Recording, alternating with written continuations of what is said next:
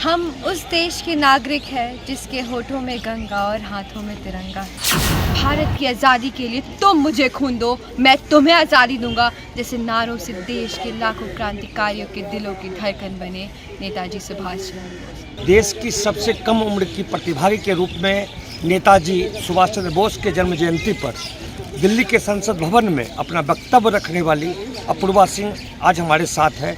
हम सीधे अपूर्वा से बात करेंगे। आपने जिस तरह से बिहार का प्रतिनिधित्व करते हुए सबसे कम उम्र में दिल्ली के संसद भवन में अपना विचार रखा, क्या था, क्या बोले थे जिसका मुरीद प्रधानमंत्री हो गए थे? जी, मैं नेताजी सुभाष चंद्र बोस की जीवनी और विरासत पर बोलना चाहूँगी, जो कि अमृतकाल के युग में रहा है उनका। हम उस देश के नागरिक हैं जिसके होठों में गंगा और हाथों में तिरंगा है। वो देश जो कभी सत्यम शिवम सुंदरम, कभी वंदे मातरम, तो कभी पंजाब सिंध गुजरात मराठा द्रविड़ उत्कल बंगा है। वो देश जो पराय नागरिक की शरण स्थली बन जाता है और 7 समंदर पार परदेसियों को भी अपने ब्रदर एंड सिस्टर कह के बुलाता है। जी हाँ, यही पूज्य भूमि भारतवर्ष कहलाता है, भारतवर्ष कहलाता है। गीता में भगवान श्री कृष्ण ने कहा है, सम दुख सुखम धीरम स अमृतत्वाय कल्पते, अर्थात सुख दुख आराम और चुनौतियों के बीच भी जो अटल अडिग और सम रहता है वही अमृत को प्राप्त करता है, अमृत को प्राप्त करता है। ऐसे ही अमृत को प्राप्त करने वाले महानायक और वीर योद्धा का नाम है सुभाष चंद्र बोस। सुभाष चंद्र बोस की जीवनी हम सभी का अमृत प्राप्त करने में प्रेरणा स्रोत है। ये हम सभी का सौभाग्य है कि आज़ाद भारत के 75 साल हम इस अमृत काल के रूप में मना रहे हैं। नेताजी कहा करते थे कि भारत की आज़ादी की लड़ाई सिर्फ ब्रिटिश साम्राज्यवाद के विरुद्ध नहीं, बल्कि वैश्विक साम्राज्यवाद के विरुद्ध है। उन्होंने हमारे देश की आज़ादी के लिए पूरी मानवता को ज़रूरी बताया था और वक्त के साथ उनकी यह बात भी सही सिद्ध हुई। जैसे ही हमारा देश आज़ाद हुआ, वैसे ही अनेक देशों में स्वतंत्रता की आवाज़ें बुलंद हुई और बहुत ही कम समय में साम्राज्यवाद का दायरा भी सिमट गया।